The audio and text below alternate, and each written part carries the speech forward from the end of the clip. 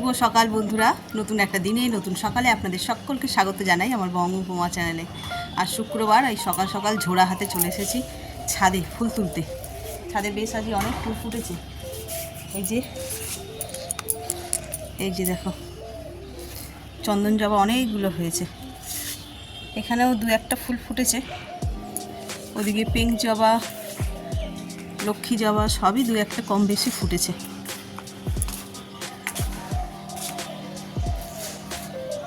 এই জবাটা কম ফুটেছে। যত দিন যাচ্ছে ফুলের পরিমাণ কমছে। গাছগুলোকে আবার একটুখানি ছেটে দিলে তার পরের বছর থেকে আবার ভালো করে ফুল ফুটবে। তো চলো দিনটাকে এখান থেকে দারুণভাবে শুরু করি। সারাটা দিন কী করছি না করছি সবটাই তোমাদের সঙ্গে শেয়ার করবো। প্রথমে এই ফুলগুলো তোলা যাক।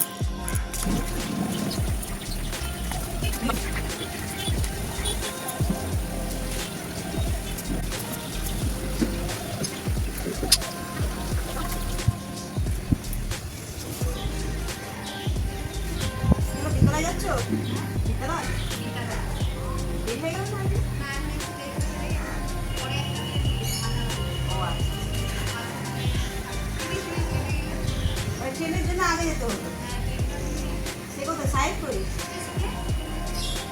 টাটা। ও আচ্ছা আচ্ছা।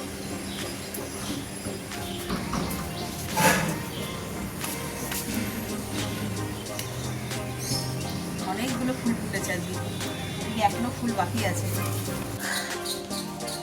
কত জবা ফুল হয়েছে দেখো, একদম পিঙ্ক কালারের। এর নাম কি জানে? যখন তুলেছিলাম তখন লক্ষ্মী জবা বলেছিলাম।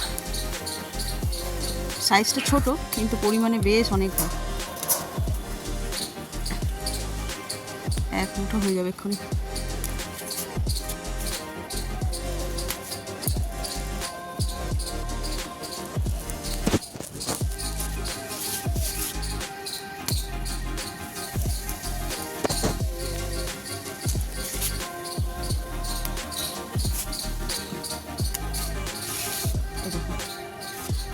শুধু জবা ফুল এক ঝুড়ি হয়ে গেল। এখানে পিঙ্কটা আছে।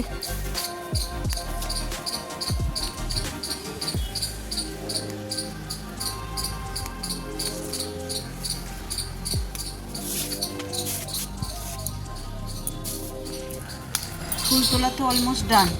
একটু এসেছিলাম তো জামা কাপড় মেলতে, হঠাৎ দেখি আকাশ এরকম মেঘলা হয়ে গেল। কী হবে কি জানি, মেলবো কি মেলবো না, না সিঁড়ির ঘরে এখনই মেলে দেবো। সিঁড়ির ঘরের অবস্থা শোচনীয়, একদম জামা কাপড়ে ভর্তি, ফাঁকা একটুও নেই। আগেরগুলোই শুকনো হয়নি। আবার আমি এক বালতি নিয়ে আসলাম। এক বালতি বা যেগুলো রোজের পরা সেগুলো তো ধুতেই হবে। ফুল কোথায় আজকে? টগর ফুল ফুটেনি, এই যে একটাই ফুটেছে।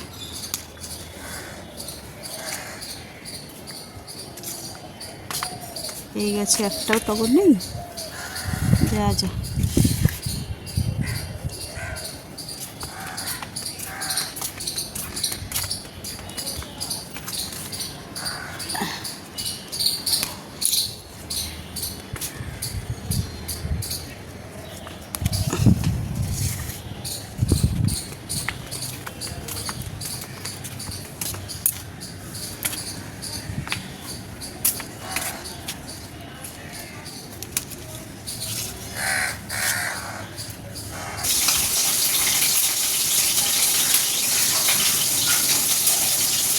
এই যে ঢ্যাঁড়স কেটে নিয়ে চলে এলাম, হবে ঢ্যাঁড়সের ঝাল। এদিকে ডাল হয়ে গেছে, মাছ ভাজছি। মাছ আর দিয়ে এনেছি কাঁচা মাছ।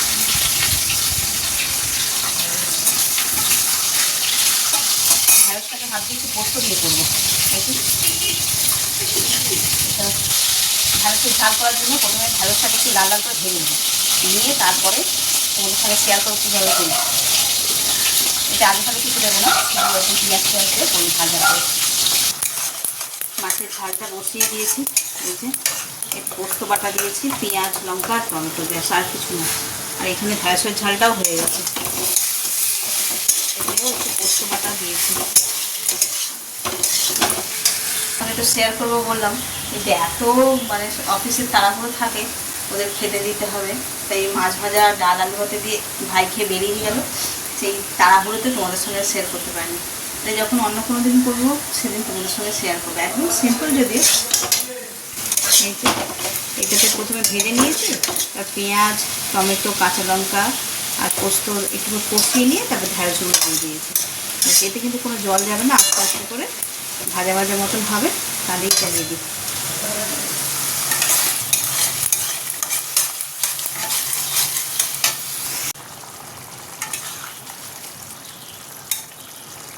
মাছটা রেডি হয়ে গেছে, একটু গ্রেভি থাকলো, হাত দিয়ে মেখে খেতে ভালো লাগবে। আমি গ্যাসটা নিভিয়ে দিই, আর এদিকে আমার ঢেঁড়সের ঝালও হয়ে গেছে।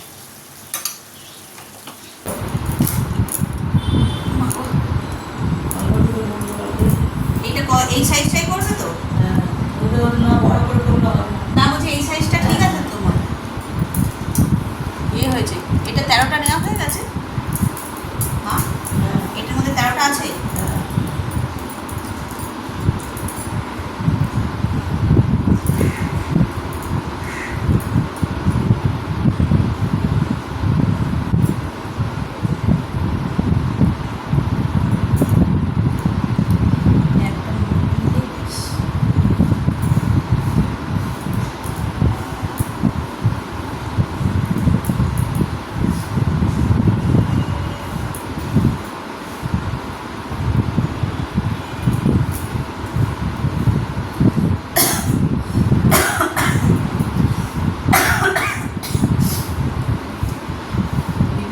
তাল বাঁধা হচ্ছে, দোকানেও কিনতে পাওয়া যায়, কিন্তু তার সাইজগুলো এত ছোট ছোট, সেই জন্য বরাবর আমি তো বিয়ে থেকে এসে দেখছি মা বানায়, তবে থেকে এখন মা আরও আগে থেকে বানিয়ে পুজো দিয়ে মন্দিরে গিয়ে পুজো দিয়ে তারপর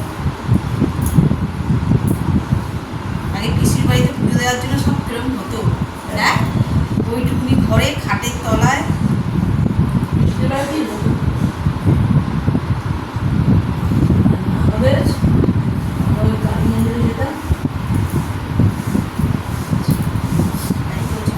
ঘরের মধ্যে পিছিয়ে সেই খাটের তলায় ঢুকিয়ে গিয়ে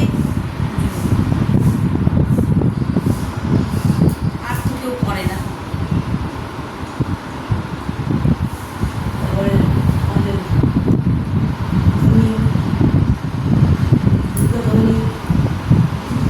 ওর বাড়িতে তো করতো না, ওদের বাড়িতে তো কখনো বিয়ে করি। ওরা করতো, হয়তো আমি বিকেল কোনো সময়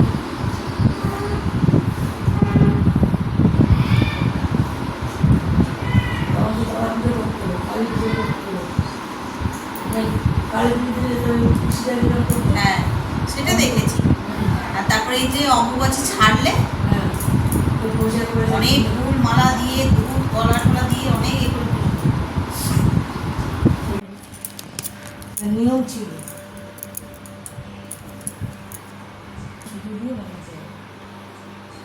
এই যে তাগা বানানো হয়ে গেল। এটা শুধু সুতোটা এবারে দুব্বো ঘাস দিয়ে বানাতে হবে, সেটা আবার সন্ধেবেলা হবে। 13টা করে দুব্বো দিয়ে টিভিতে রাখতে হবে। কালকে আবার যাবো মন্দিরে পুজো করবো। 7টা লাগবে তো, তুমি 6টা করলে।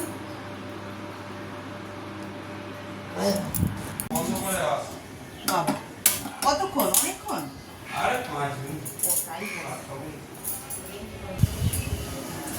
একবার বাইরে রোদ্দুর উঠছে আর একবার বৃষ্টি হচ্ছে, এই করে করে সারাটা সকাল কেটে গেল। এখন চলে এসেছি রান্নাঘরে, খাওয়া দাওয়া করবো। আজকে খাওয়াটা একটু গরম করে নিই, এত সকালবেলায় রান্না হয়ে যাচ্ছে না তো খাবার দাবারগুলো ঠান্ডা হয়ে যায়, আর এই ঠান্ডা খাবার খেতে ইচ্ছে করছে না।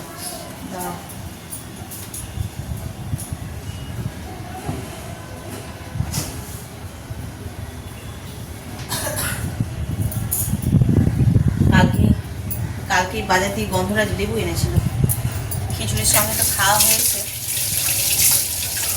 আরও রয়েছে, তাই ভাবলাম যে কেটে নিই। মাও খেয়েছে।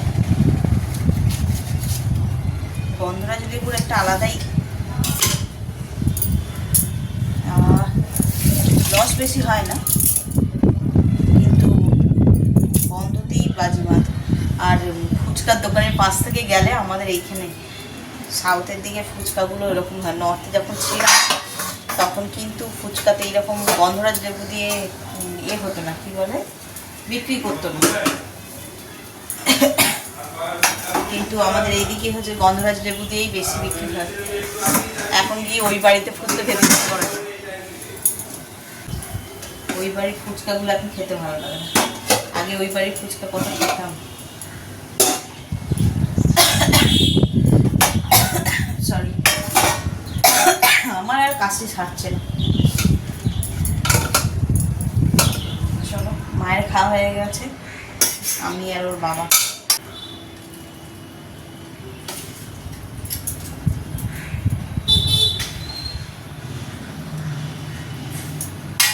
বসে পড়ো, হয়ে গেছে, বেরিয়ে কোথায় বসবো? টেবিলে বসো। টেবিলে বসবো?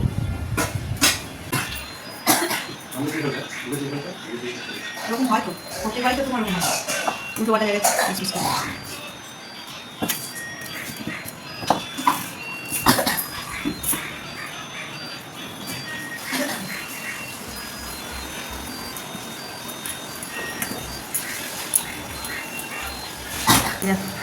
আজ দুপুরে একদম সিম্পল মেনু, গরম গরম ভাত, এই যে পেঁপে দিয়ে মসুর ডাল, ঢেঁড়স পোস্ত আর পোস্ত দিয়ে মাছ, কাতলা মাছ। এই হলো আজকে মেনু। তো চলো খাওয়া দাওয়া শুরু করি।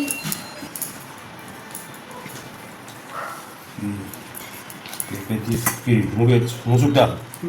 পেঁপে দিয়ে মুগের ডাল, মুগ নয়, মসুর ডাল। এটা কি ঢেঁড়স?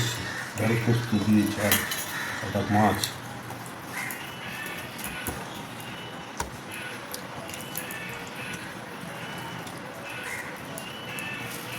আর সাথে গন্ধরাজ লেবু।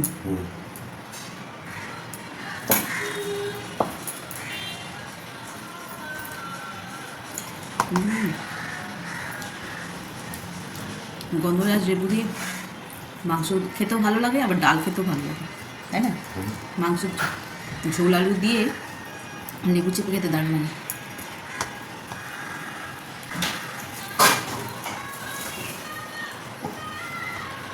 হাওয়াতে পড়ছে। এটা গন্ধ লাগবে না, তাহলে কি? কাগজি লেবু। গন্ধরাজ লেবু তো এত রস হবে না, পেকে গেছে একদম, আর একটু টক হবে। পেকে গেছে না? বুঝতে পারছি। গন্ধরাজ একটু কাঁচা কাঁচা অবস্থায় কমলা অবস্থায়। আর কাগজি লেবু কেন না বলছি বলো তো? এ প্রচুর দানা, কাগজি লেবুতে এত দানা থাকে না। তাও গাছের লেবু বলে কথা, বলছি গাছের লেবু বলে কথা, কেনা লেবু নয়। এটা কালকে দিদিভাই নিয়ে এসেছিলো। দিদিভাই যে পড়াতে যায় স্টুডেন্টের বাড়িতে হয়েছিল দুখানা, একটা তো কেটে ঠাকুরকে দেওয়া হয়েছে আর একটা রয়েছে। কিন্তু এত বড় লেবু কি হালকা, দেখি এটা একটু কেটে বিট লবণ মাখিয়ে খেলে। এই লেবুটা খাওয়া খুবই ভালো শরীরের পক্ষে, কিন্তু একটু খেতে চান না। এই দেখো লাল না, এই যে সবটা ছাড়ানো হয়ে গেছে, বেশ অনেকটাই হয়েছে। চলো, চিনিতে দেওয়া যাবে না, আমি খাবো। এর মধ্যে একটু বিট লবণ দিয়ে দেবো।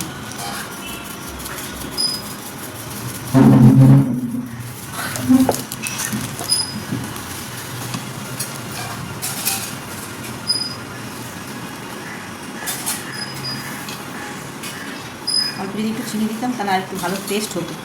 চিনি দেবো না, এমনি খাই। এমনি খুব যে টক তা নয়, মিষ্টিই আছে। এমনি খেয়ে নিয়েছি খানিকটা, আমি আর অন্য মিলে।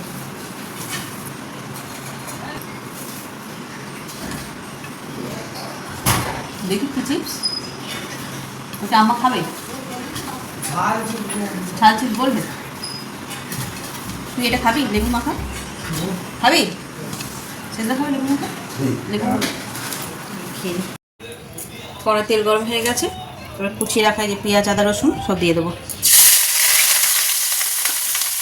রাতের তরকারি হচ্ছে, এখানে সরকার ডালটা ভিজিয়েও রেখেছে। মাইক্রোওভেনটা খুব নোংরাও হয়েছে, এটাকে একটু পরিষ্কার করে দিই।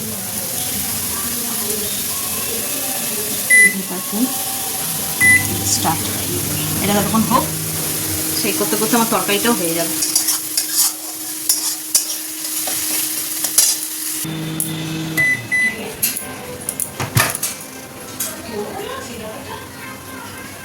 এই দেখো